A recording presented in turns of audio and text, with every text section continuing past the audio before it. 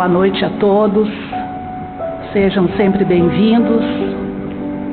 É um motivo de alegria nós podermos estar aqui reunidos mais uma vez nessa casa de Jesus.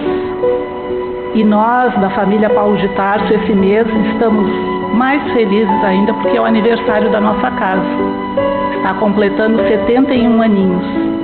Então, sempre é um motivo de gratificação para todos nós que aqui viemos buscar essa palavra de luz, de consolo.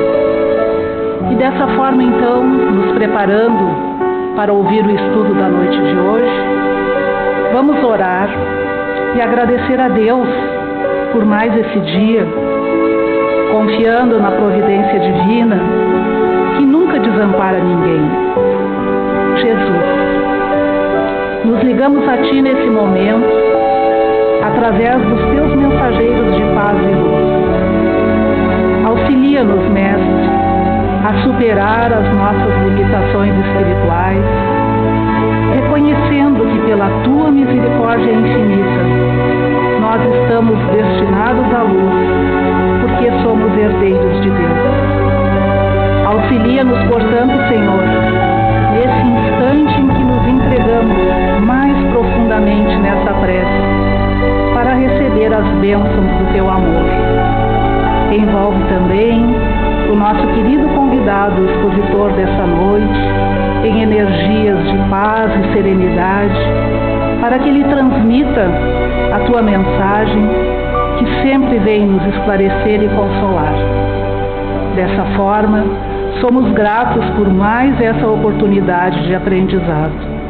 Fica, pois, conosco, Senhor, agora e sempre, e que assim seja. Então, caros amigos, amigas, irmãs e irmãos, uma boa noite. Boa noite, gente. Já gostaria de convidar todos, então, para a gente poder dar um sorriso. Pode ser? Vamos dar um sorriso? Aprendi com o ex-presidente da Federação Espírita do Rio Grande do Sul, Gabriel Salom, que ele dizia que era muito bom sorrir, porque sorrir faz bem para a alma, mas também movimenta a musculatura do rosto e ajuda a emagrecer. Então, vamos sorrir bastante. Meus irmãos, gostaria de iniciar falando da alegria de estar aqui com vocês, pela primeira vez tendo a oportunidade de divulgação doutrinária, numa instituição que está comemorando aniversário, de quando uma casa espírita séria faz aniversário, o movimento todo espírita comemora junto, e ainda mais para falarmos na Sociedade Espírita Paulo de Tarso sobre Paulo, que foi nosso primeiro livro que a gente lançou pela Federação Espírita do Rio Grande do Sul com esse título, Paulo de Tarso e as Leis Morais, onde nós buscamos conectar a vida e obra de Paulo, conforme consta em Atos dos Apóstolos, nas Epístolas Paulinas, mas principalmente no livro Paulo e Estevão, ditado pelo Espírito Emmanuel através de Chico Xavier, com a terceira parte do Livro dos Espíritos de Allan Kardec, que fala sobre as leis morais. Então, falar sobre Paulo numa casa em que o patrono é Paulo, e nós que estamos vindo do Centro Espírita Emmanuel, lá de Viamão, apesar de morar em Porto Alegre, nós estamos vinculados a Viamão, nós lembramos que o Emmanuel é discípulo de Paulo. A primeira vez que o Chico Xavier viu Emmanuel, Chico tinha menos de 20 anos, estava num açude lá em Pedro Leopoldo, próximo a Belo Horizonte, fazendo preces de orações, e de repente ele vê uma cruz luminosa, e vê que daquela cruz começa a se formar a figura de um homem, que era um sacerdote idoso, e que se apresentou como seu mentor, Emmanuel. Esse encontro Chico Xavier narra, escreve, no primeiro livro ditado por Emmanuel, que se chama Emmanuel, lançado pela Federação Espírita Brasileira. E quando Chico nasceu, o Emmanuel estava encarnado no Brasil, como um sacerdote que nasceu no Pará e terminou sua jornada no Rio de Janeiro. Por isso que ele se apresentou na figura de um sacerdote idoso, chamado Padre Amaro. Nada a ver com o filme e o livro da literatura, né? Padre Amaro. Somente com o passar do tempo ele começou a se apresentar como um senador romano, como nós conhecemos a sua figura. E quando o senador romano, ele foi contemporâneo a Jesus, teve um encontro com Cristo quando pediu para curar Flávia, não seguiu Jesus, e ele diz, o próprio Emmanuel comenta, né, quantos séculos ele demorou para poder reconstruir aquele 1 segundo de encontro. Que isso marque o nosso encontro de hoje, né? Aproveitarmos o tempo. Ele não seguiu Jesus, separou-se da sua esposa, que se tornou cristã, e ele, como senador de Roma, tinha o poder de libertar Jesus diante da cruz. Ele tinha mais poder que Pôncio Pilatos. E assim mesmo reconhecendo a grandeza do Cristo, ele se isentou, um isentão, e deixou que Jesus fosse crucificado. Que isso também sirva de lição para nós, né? E ele narra que nessa encarnação ele estava em Roma e teve a oportunidade de encontrar Paulo. E ele diz que, apesar de ser um encontro tão rápido, foi o suficiente para nunca mais esquecê-lo. E ele informa que Paulo de Tarso, quando desencarnou, decapitado a mano de Nero, em Roma, ele se dedicou no mundo espiritual a auxiliar aquelas criaturas que eram extremamente inteligentes, mas que se perderam na jornada da inteligência, e também acolhendo-os, porque ele sabia o que era ser incompreendido diante do mundo, quando nós sabemos que estamos acima da régua no campo intelectual. E depois Emmanuel encarna como escravo Nestório. Essa encarnação do Emmanuel falando de 2000 anos, né, nós lembramos, depois como escravo Nestório, 50 anos depois, como o filósofo Basílio. Ele é o cardeal São João de São Paulo, responsável por interceder Francisco de Assis junto com o Papa Inocêncio III. Ele encarnou também nessa passagem. Mas quando ele encarna em Portugal, como um padre jesuíta, Manuel da Nóbrega, e vem trazer a sua tarefa para o Brasil, que ele narra que naquela encarnação Paulo era o mentor espiritual dele. Tanto que ele espera até o dia 25 de janeiro, que de acordo com a Igreja Católica é marcada como o dia da conversão de Paulo, né, de Saulo para Paulo. Ele aguardou o dia 25 de janeiro para fundar a cidade de São Paulo, a maior metrópole do Hemisfério Sul, Manuel da Nóbrega. Então a gente vê a ligação do Emmanuel com Paulo também. Então é muito bonito, assim, essas peculiaridades desse encontro de hoje. Mas vamos ao trabalho. Muito provavelmente, né, a maioria de nós conhece a história de Paulo, que é considerado pela Igreja Católica como São Paulo, né, o convertido de Damasco, o apóstolo dos gentios, o amigo da gentilidade. Mas é bom nós relembrarmos, trazemos assim na nossa memória alguns dados biográficos sobre essa personagem.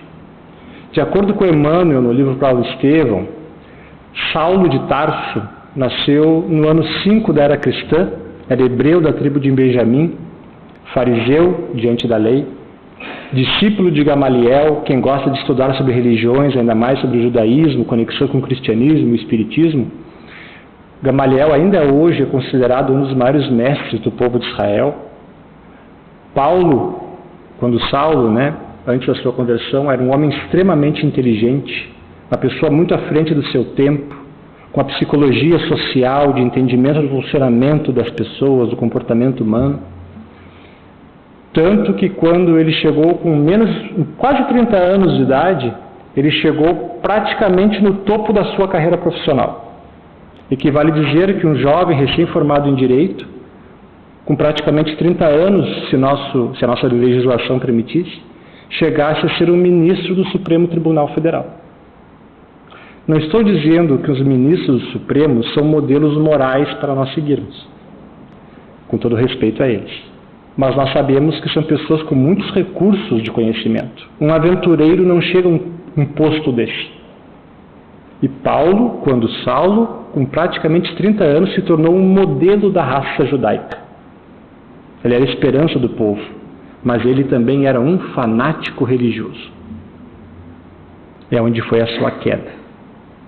Por isso que nós dizemos que inteligência afastada da moral, inteligência afastada do amor, envereda pelo crime, pela tirania, pela expoliação, pela ditadura, pelo fanatismo. E foi o que aconteceu com ele. Quando ele foi visitar a primeira igreja do caminho, coordenada por João, por Pedro, o cristianismo da sua forma mais primitiva, mais bela, como um centro espírita hoje, ele foi visitá-los já com ar de afronta, com uma arrogância, ouviu o discurso de Estevão e se sentiu mais indignado ainda, E por uma afronta pessoal ele utilizou da lei para promover uma vingança contra os cristãos. E foi ele, Saulo, que iniciou a primeira perseguição aos cristãos que se tem história. Tanto que foi ele que coordenou e condenou com poder de juiz São Estevão, à morte através do apedrejamento. E depois ele veio descobrir que Estevão, na verdade, era o seu cunhado, da sua noiva Abigail, irmão da Abigail. Ele continua as perseguições, e quando ele estava indo a Damasco prender Ananias, que era um cristão naquela região que atuava, Jesus aparece para ele em espírito, às portas de Damasco, e faz a grande pergunta: Saulo, Saulo, por que me persegues? Eu estou emocionado, sim. O Emmanuel diz que o homem do Estado caiu do cavalo.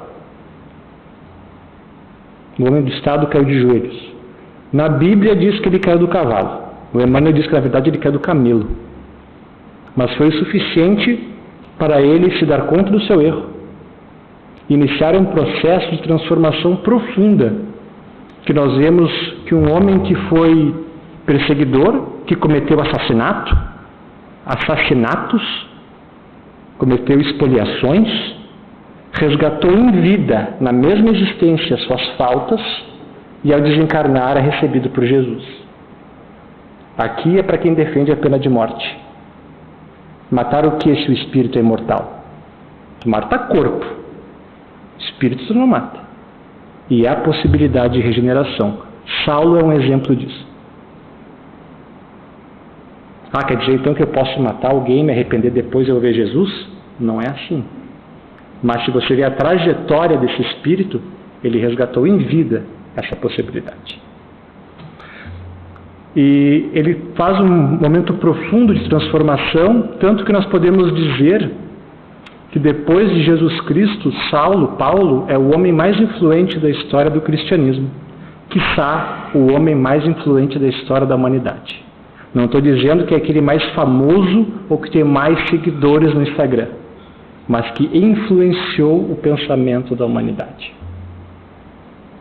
Hoje, se você é cristão, se você é espírita, principalmente se você é trabalhador de um centro espírita, eu vos afirmo, vocês têm muito de Paulo dentro de si.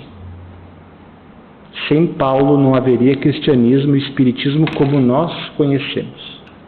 Jesus trouxe a doutrina. Quem organizou, divulgou e estruturou foi na figura de Paulo. Não saiam daqui, gente, eu gosto de dizer uma coisa, não desencarnem sem ter lido pelo menos uma vez o livro Paulo Estevo, que é do Chico. Não desencarnem. Façam esse gesto de amor com vocês mesmos. Eu recebi esse conselho uma vez. Leia Paulo Estevo no mínimo uma vez por ano, que tu vai ver que teus problemas não são tão grandes como tu acha que é. E realmente é uma grande dica. Não desencarnem se ler Paulo Estevo. Sai daqui, vai lá na biblioteca da casa e pega o Paulo Estevo. Fica a dica. Tá?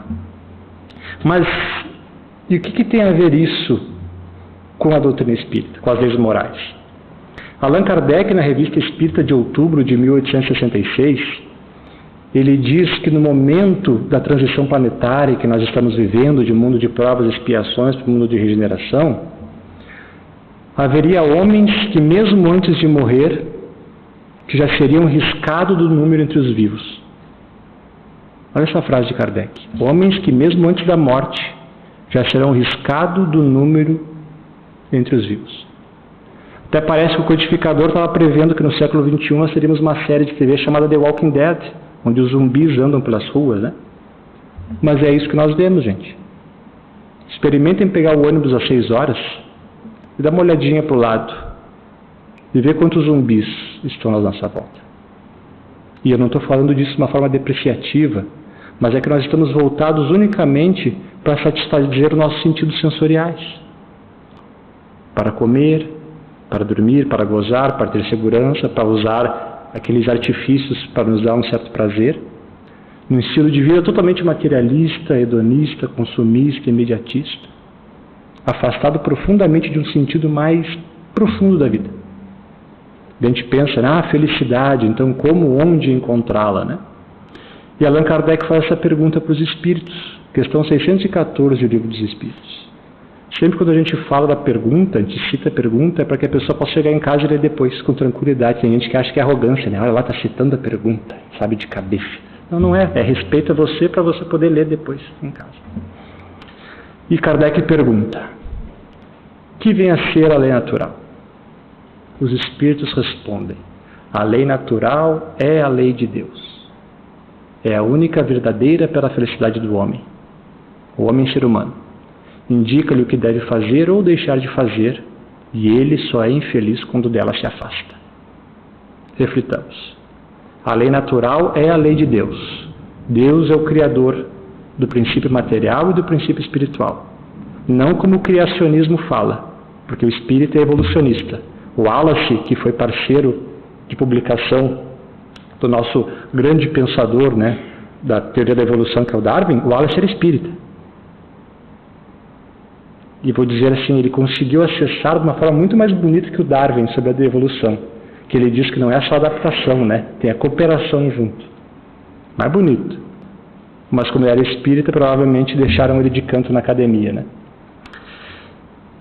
Então, Deus é o criador do princípio material e do princípio espiritual. Então existem leis criadas por Deus que regem o mundo material, física, química, biologia, que nós estudamos, e que regem o mundo espiritual, que são as leis morais, e leis que regem a relação entre ambos. Então todo sacerdote, todo religioso é também um cientista, como todo cientista é também um religioso, porque se nós buscarmos a gênese dos dois fenômenos, nós vamos encontrar Deus. Deus. Ele continua, a lei natural é a lei de Deus, é a única verdadeira para a felicidade do homem. O artigo é definido, é a única, não é uma, é a única. Eu posso ter momentos de felicidade quando eu estou com fome e como um brigadeiro. Quando eu estou muito cansado e eu descanso. Mas aquela felicidade permanente que é a do Espírito, só há uma, que é a lei divina. Indica-lhe o que deve fazer ou deixar de fazer, então ela tem uma proposta prática. A lei de Deus não é algo que a gente decora num livro e fica em contemplação. Nós estudamos muito o que Jesus falou e fez, mas pouco refletimos sobre o que Jesus não falou e sobre o que Jesus não fez, mostrando que se ele não trilhou por esse caminho, é de bom alvitre que nós também não o façamos. E nós só sofremos quando nós nos afastamos da lei de Deus. Então é isso que eu gosto de dizer assim, toda vez que tu estiver sofrendo, sofrimento de qualquer ordem, físico, moral, psicológico, espiritual, pega a terceira parte do Livro dos Espíritos, eu gosto de dizer, tira uma foto, imprime e cola na tua geladeira.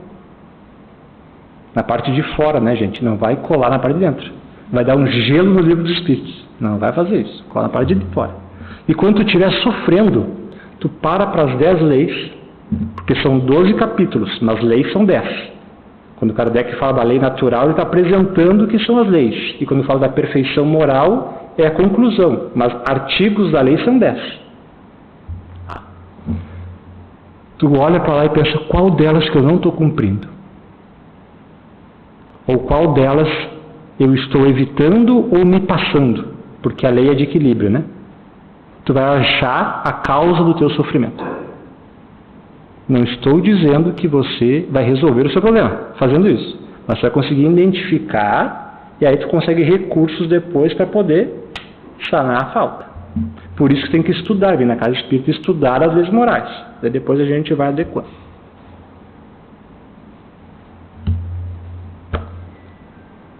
Onde estão escritas as leis morais, né? Kardec diz que está escrito na nossa consciência. Ou seja, não está num livro, não está num código. Toda vez que nós nos equivocamos, né, gente? Acusa a gente que se auto-sabota e não dá bola para o alarde, né? Mas está na nossa consciência. E o Espírito que serve de guia e modelo para nós é Jesus. Tem gente que pergunta assim, Guilherme, Se Jesus é o guia e modelo, por que tu não escreveu um livro sobre Jesus e as leis morais e sim sobre Paulo e as leis morais? Porque em Paulo nós conseguimos ver o que a obra de Jesus transforma na nossa vida. Paulo é a obra de Jesus. Não digo que Jesus veio para converter Paulo, mas nós conseguimos ver em Paulo o que a obra de Jesus faz num homem, numa pessoa. E eu gosto de falar então para a gente, de como passa o tempo, né, gente? Está acabando. Estou me sentindo meio à vontade, que eu sei que algumas pessoas gostam de uma conversa mais catedrática, daí a gente perde a espontaneidade, né? Alguns estão franzindo o senho, assim, tão bravos, mas não conseguimos agradar todos. São 10 leis. Lei de adoração, lei de trabalho, lei de reprodução, lei de conservação, destruição, sociedade, progresso, igualdade, liberdade, a lei de justiça, amor e caridade. E para a gente, nesses minutos que nos faltam, vamos tentar ver assim rapidamente como é que Paulo vivenciou cada uma delas, né? A lei de adoração, falando como um fenômeno natural, vem falar principalmente da prece, a forma como nós nos conectamos com Deus. Toda vez que nós elevamos o nosso pensamento a Deus, nós estamos o adorando, se conectando com Ele, né? Isso é adoração. Só que Kardec nos orienta não somente a nos preocuparmos e nos conectarmos com Deus através da prece. Nós podemos nos conectar com Ele através das obras, principalmente. Deus não quer que você fique pensando nele 24 horas por dia, te isolando do mundo só ficar em prece. Nós temos compromissos, e a execução desses compromissos de uma forma ética é adorar a Deus. Por isso que para o espírita é melhor um bom cidadão do que um religioso hipócrita. Um bom cidadão ateu do que um religioso hipócrita, porque o fazer o bem, o fruto que é que importa. Se o teu fruto é bom, é porque a árvore é boa. Isso que vai nos salvar, entre aspas. Por isso que Paulo diz: vocês deverão ser as cartas vivas, uma carta viva, que é teu dia a dia seja uma prece, que ao estar fazendo a barba eu esteja em estado de prece, que quando eu estiver dirigindo que eu esteja em estado de prece. Consegue entender? A prece não é um ato, a prece é um estado de espírito. Paulo nos ensina sobre a lei de trabalho, que é uma lei tão bonita, a não vivermos a nossa fé. Ele nunca deixou de exercer a sua profissão de tecelão depois da sua conversão, mostrando que na casa espírita o trabalho espiritual nunca deverá ser uma profissão de fé, cobrar para qualquer atendimento. A casa espírita pode ter funcionários para ajudar, contador, secretário, pessoal da limpeza, que tem que ser remunerado, mas é para um trabalho físico. Agora, o trabalho espiritual jamais deverá ser cobrado. Se você vai num centro espírita que cobra alguma coisa, saiba que não é uma instituição séria. As pessoas podem ser bem intencionadas, mas não é uma instituição séria. Dai de graça, porque de graça recebeste. Lei de reprodução. Lei de reprodução, biologicamente falando, ela tem a finalidade da perpetuação da nossa espécie, né? Só que quando fala em lei de reprodução, a gente sabe que estamos falando de sexualidade. Sexualidade não tem nada a ver com sexo, com genitálias. Sexualidade tem a ver com energia criativa. Toda vez que você emprega força para criar alguma coisa, tu está aplicando a tua energia sexual. Quando eu estou estudando para elaborar uma palestra, você está aplicando energia sexual. Quando você está preparando a aula do AIGE, ou para fazer as cestas básicas, tu está aplicando energia sexual. Energia criadora, que quando te direciona para o ato sexual, gera vida, cria. Olha que bonito isso. Daí Allan Kardec pergunta, tá, e qual é a melhor forma de nós vivermos a sexualidade, a reprodução? Através da monogamia? Da poligamia? E quem é solteiro, então não está cumprindo a lei de Deus? E os espíritos dizem, o casamento entre dois parceiros, a monogamia, é um progresso na vida em sociedade. Porque na poligamia, ter vários parceiros, gente, não há união espiritual de verdade. Há sensualidade. A união verdadeira do espírito. A união verdadeira do espírito. O sexo é consequência. sexo é consequência. E eu posso muito bem, como Paulo, como Chico Xavier, não ter relações sexuais e canalizar, Freud fala disso também, né, na sublimação, né? Canalizar a minha energia sexual para o trabalho no bem.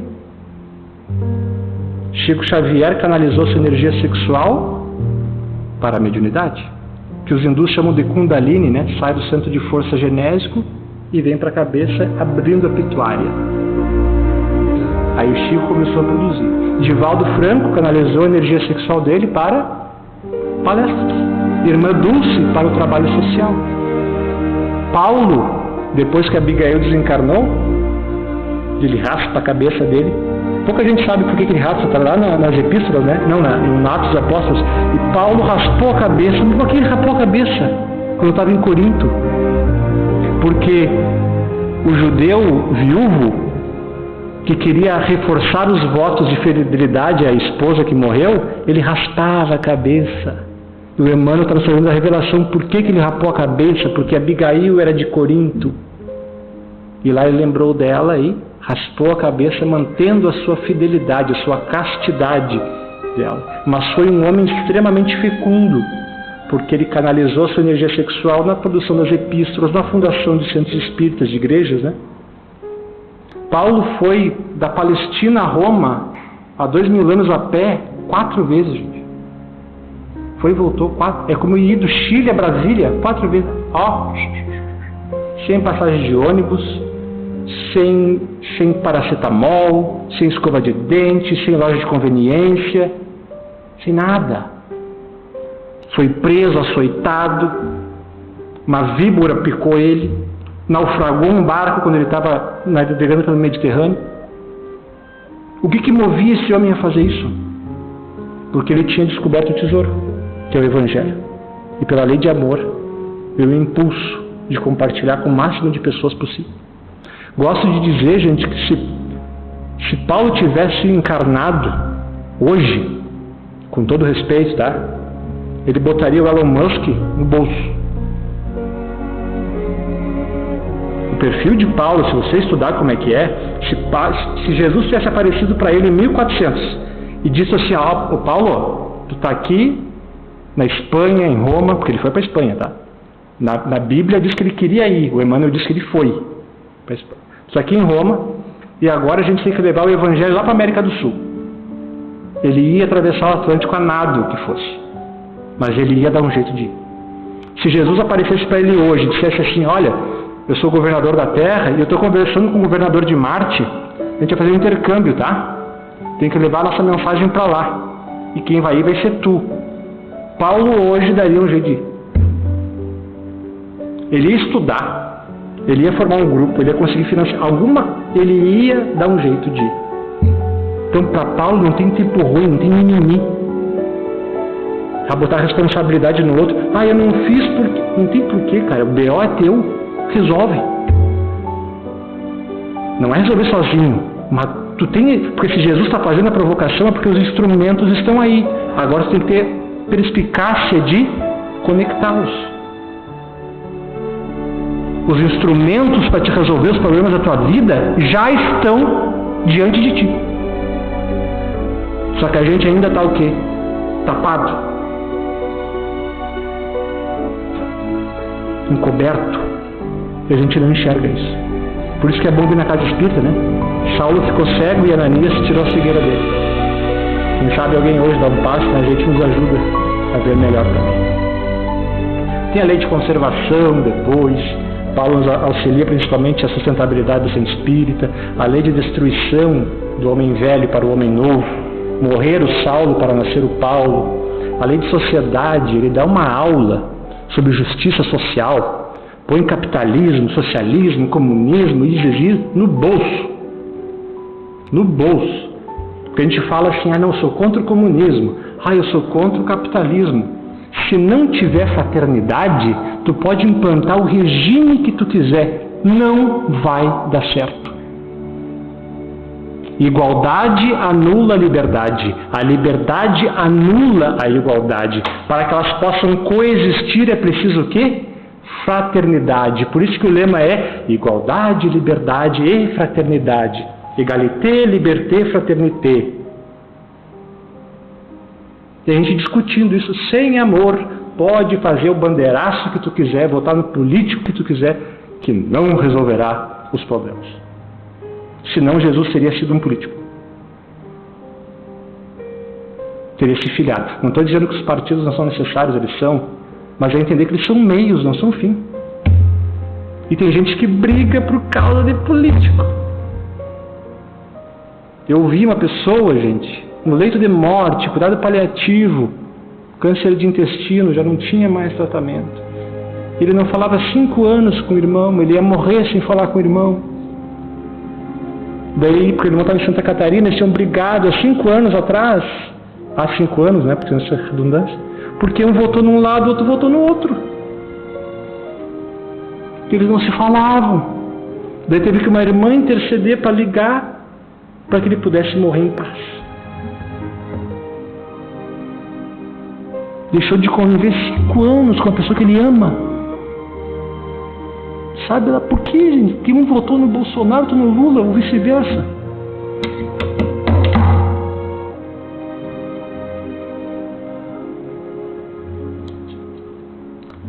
Lei de progresso, como Paulo influenciou o pensamento da humanidade, São Tomás de Aquino, na escolástica, na patrística, Santo Agostinho, Allan Kardec influenciou.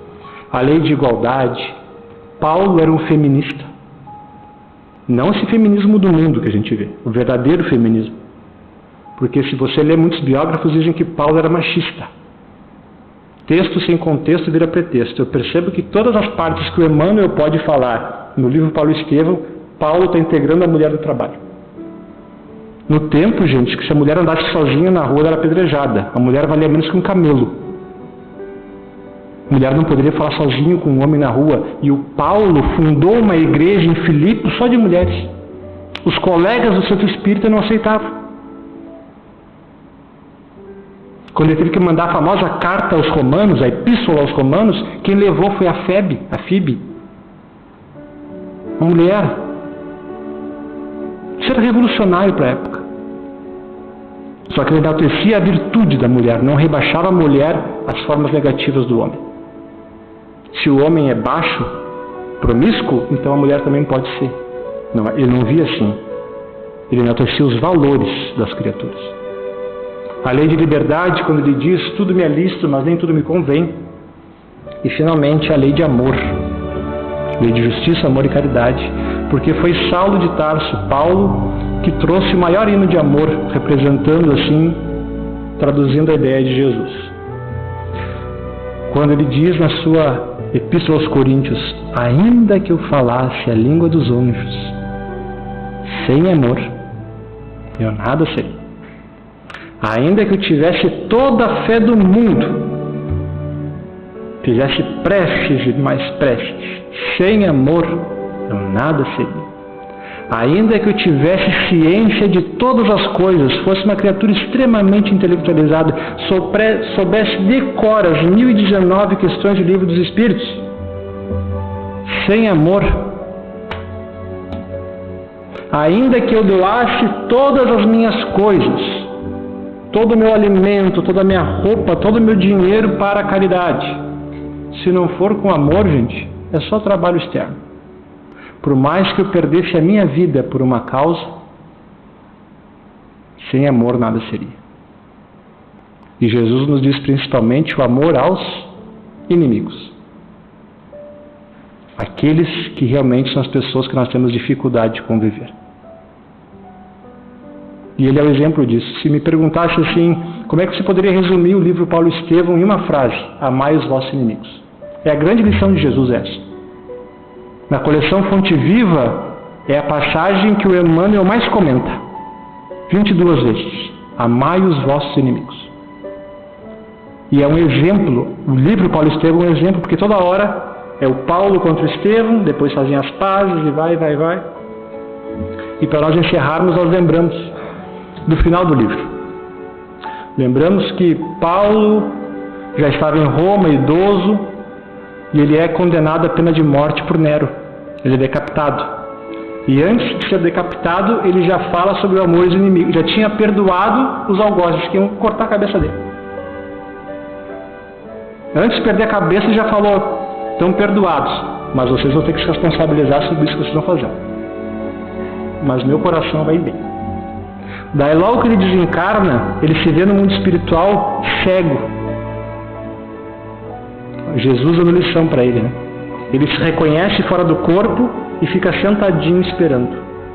De repente, ele ouve passos.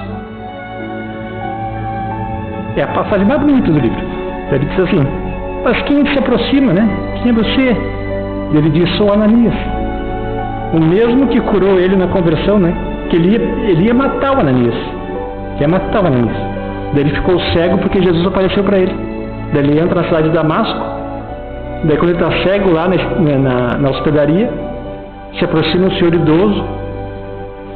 Daí Saulo pergunta: mas Senhor, qual é o teu nome? Me diz. Porque ele diz: Jesus me mandou vir para te restituir a visão. Ele pergunta assim: qual é o teu nome? Ele: Ananias.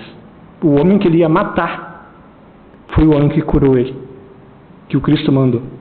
E depois que ele desencarna, quando ele está, e o Emmanuel diz isso, né? A ovelha foi ao encontro do lobo.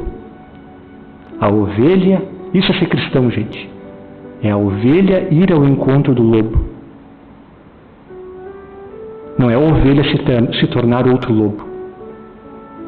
A ovelha vai ao encontro do lobo. E quando ele desencarna, quem vai tirar essa cegueira espiritual dele ainda é o Ananias. Daí ele vê o Gamaliel, vê outros amigos, e ele começa a passar por todos os lugares onde Jesus viveu. Vai a Belém, vai a Cafarnaum, vai a Betsaida, vai a Caná, vai a Jerusalém. E ele termina o périplo espiritual dele no Gólgota, onde Jesus foi crucificado. E lá ele faz uma prece. Daí ele vê que 3 pontos luminosos surgem no horizonte e vão se aproximando dele. E esses pontos luminosos vão fazendo uma silhueta de pessoas, né? Ele percebe que é Jesus no meio, Estevão à sua direita e Abigail à esquerda. Imagina a alegria dele, né? E daí Jesus, a última frase, diz assim: sim, Paulo, sê feliz. Venha agora aos meus braços, porque é da vontade de meu Pai que em meu reino verdugos e mártires, perseguidor e perseguido, se unam para sempre em meu reino. Se unam para sempre em meu reino. Diz o poema assim: navegando faz a tua travessia, desbravando o mar imenso e tão antigo, na tormenta bravia ou em meia calmaria, buscando sem descanso alcançar o porto amigo. Tens a bússola que te orienta o destino, sob o manto de estrelas te conduz, e no dia de escaldante solapino, singra as vagas sob as bênçãos de Jesus. Todo peregrino é benditoso, quando busca e persevera sem cansaço, no encalço do Mestre avança corajoso, para enfim colher a paz do seu abraço. Obrigado pela atenção de todos, uma boa noite.